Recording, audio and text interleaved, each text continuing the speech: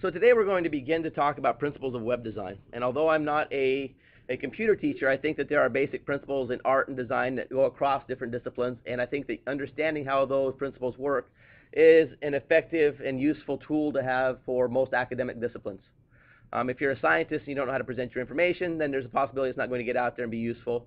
Similarly, if you're a writer and don't have an audience, then you're not really a writer so much as a diarist. And to create those kinds of opportunities, we often turn to the electronic media we have, right? Many of you guys have 4,000, 5,000 friends. Not really, but you think you do, which may or may not be smart. But you have these really great ways of being able to communicate with large groups of people at the drop of a hat. A Twitter feed, a text message to a group, certainly a posting on Facebook, and you're able to get the message out across the world. And we'll see that that's actually changing the way that the world is working. Case in point, we just have to go back and look at the Arab Spring. It may not have gone all well, but the idea, the seeds of revolution were planted using media that could not be controlled, right? And liberty has reigned, I guess we might say. So principles of web design we're going to go through today for the projects you're working on now regarding material culture, but these principles should be useful in other places. Things to consider as you design a website, or any piece of writing actually, so I think this is kind of a universal issue. You always want to consider who your audience is, what is your rhetorical goal, and how is your creation to be used. If you have these three ideas, these three principles in mind as you build something, you're going to find that no matter what you create, it's going to meet the needs that the project requires of you.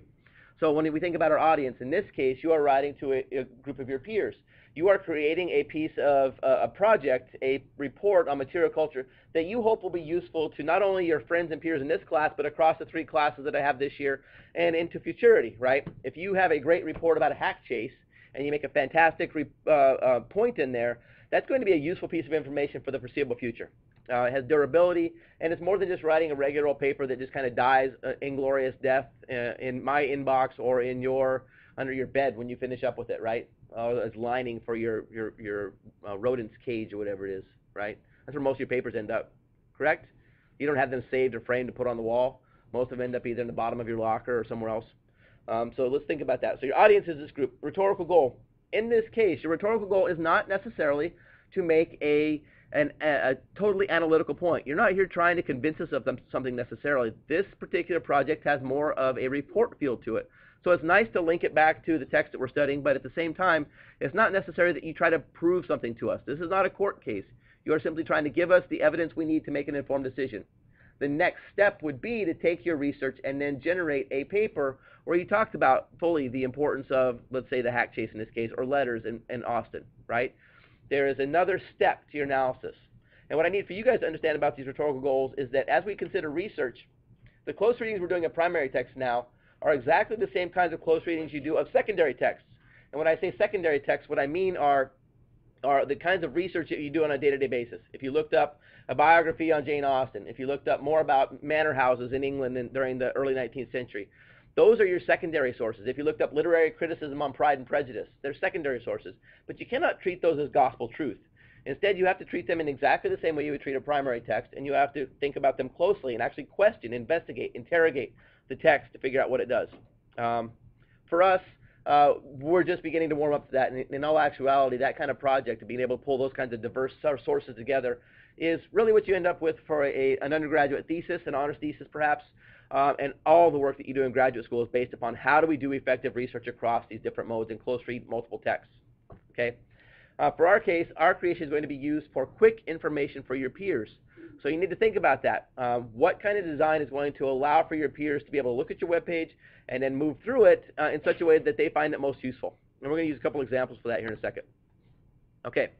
So the best way to learn web design, I think, is to study sites that you find compelling. And we're going to use a couple of case studies here, and I'm going to actually critique my own work for a second as a way of helping you understand that. So we're going to look at our class web page, and then we're going to look at Wikipedia, and then we'll see if we can just do kind of a random web page to see if we can pull it apart and understand it. So I'm going to hit escape here so that I can get to web pages. And to start off with, I'm going to go to our home page. So here's our home page. Now, our home page is really, really busy. I understand that. It's got way too much going on. It is way too long. There's more information than is possible to use for most students, right? And this is my original web page that I've done a second version of over the years, and it's in desperate need of an update. It's still useful, however, there are many things that I would like to change and do differently with it.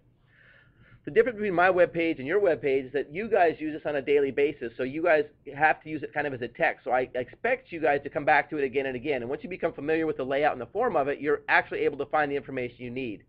So it's not meant to be a site for a neophyte, for somebody coming in. It's actually meant to be part of a class site. So if I have other teachers coming in to look at this, they feel overwhelmed because they don't know how to navigate it. But that's because they haven't been taught kind of the system. They don't know where to go to find information, and therefore they feel lost. That violates a lot of principles of web design as such. I understand that. I'm more about trying to get you the information. So my audience is not everybody. It is you guys, and the site is created for a very specific purpose for you guys to find the information you need to accomplish the goals of the class, right? I know that you find it a little bit confusing at times, but I always walk you through the places where I think that you'll need information, okay? So you guys should know at this point in time, I always start off with the cartoon here at the beginning, just hopefully to give you guys something fun to do, and I wish I updated it more. I will continue to work on that. My contact information is always top of the page for your parents. So if they happen to go on the web page, they can always figure out where to get a hold of me, since that's the one thing I want to have available to everybody all the time. And you'll notice that I think that the writing and study resources are there at the top, so that you'll have the ability to go through that. You'll also notice that I have my college prep students here, so that they don't have to dig as deeply into the web page to get their information, because they have a tendency not to do research the same way you guys do. And then we move down the page, and you'll notice that your information is has a lot more depth to it. Okay, so this is a kind of confusing web page, and it's not nearly as effective as I'd like it to be in some regards, but it's appropriate for what we're using it for. Okay, second page to look at. Let's go to Wikipedia, and let's just do Jane Austen for fun, because it's an easy one for us to look at. If Wikipedia will load today. Load, load, load. Let's see. Right here, at the bottom. Oddly enough, very rarely do we actually go to the Wikipedia homepage anymore. You guys realize that? It's become such common parlance that if we search a term, our Wikipedia entry almost ends up always being at the top of the page, which is really quite remarkable that we don't actually have to go to this launch page hardly at all anymore. Let's just search Jane Austen. Okay, a couple of things to notice here. You'll notice that the layout of a Wikipedia page is almost exactly the same as the layout for the basic Google site that I have here, right? And what's missing from this page right here, oh, there it is. Look at the principles that we have going on here. One, if we need to go back to Wikipedia, we have it all over here on the left-hand side, and we've got our menu bars that run down. You'll never use these menu bars in all likelihood, but they're nice to know they're there if you need something special from the page. Normally, it starts off with a title up here at the top that's got some of the information that you're looking for. We don't often look at this title because we know when we search it that's what it's going to be about. It's just confirmation. Next thing we have is our basic biographical information. For you guys, you're not going to write as much as this, so you'll probably have a single paragraph up here. That paragraph should function as your hook, almost like your sophomore year hook, right? This is probably the quotation that you're working with and the problem you want to address right here. Boom, you got it. Next, you may or may not decide to put in a content. You can do this with Google Sites, so you could actually do this. And I love this feature here because I don't necessarily want to look through and read all this crap about Jane Austen. I might only want to know about her adulthood or her early writings or her early novels, those kinds of things, right? And if that's the case, then as soon as I hit the button there, boom, it moves me to where I want to be. I don't have to spend extra time digging around and looking for stuff that I'm not interested in, okay? So I think this is a nice feature. So it goes from the general and the catchy all the way down to the very minute issues that we might deal with here. And that's probably a pretty good design principle for your web page, to have it broken into smaller sections if necessary, if it's that long, so that people can navigate it easily and find out where they want to go. You'll also notice that they have used digital media in here to help us out. This is the only known portrait of Jane Austen done in her life, and they have her signature there. It kind of spices up a regular plain Jane page and makes it more palatable. I think most of us are kind of curious what Jane Austen might look like. They didn't have photography back then. This is probably as close as we can get to understanding who she was or what she looked at. Okay. You'll also notice that there's the basic snippets of her biography here, so that you don't have to read the page to get there. All right. There's two web pages for us. Now, if we were just going to go to a general web page, and let's just search Jane Austen as an example. Let's talk for a second about whether we see something that is useful in one of these pages. I don't know. Let's just do Jane Austen info page, because that seems to be a useful one to go through. Wow. Fancy. Okay, I didn't plan this. Web page good or bad? Pretty much sucks. Yeah? Why does it suck? Somebody give me an answer. You have to scroll over the place to take things. Navigation first. There's no navigation, good, and you have to scroll all over the place to figure out anything. We might even say that to start off with, the type font is so enormous that we can't actually get any information. So if it's kind of against the rules to have such big type fonts, it's probably also against the rules to have really, really small type font, right? And quite honestly, even though these kinds of silhouettes were popular at the time, because you could just trace them out, you didn't have to be an artist to get them right, so you get some kind of semblance of people, right? There's nothing visually useful about that. It's just a big, gigantic kind of junky thing. I can make it smaller. Let's see if I can try to make it a little bit smaller. Still, look at the amount of blank space here. This web page is dead. Then we finally get down to the place where we get to the info page, a short table of contents. I don't think that's short. Do you? And as I look at this particular group of links, my eyes glaze over because I'm not exactly sure what to do with them. There's no hierarchy. There's no organizational principle here, right? So I think that we can see if we were going to create a web page, this is incredibly easy. However, it doesn't really fit our audience. It doesn't fit our rhetorical goal. It doesn't present our information well. So what I did instead is I actually went through and searched principles of web design. And I'll put this link up for you guys there. And there are about 1 million of them. I like this one because there were 8 principles. It boiled it down to 8 different things. And you'll notice.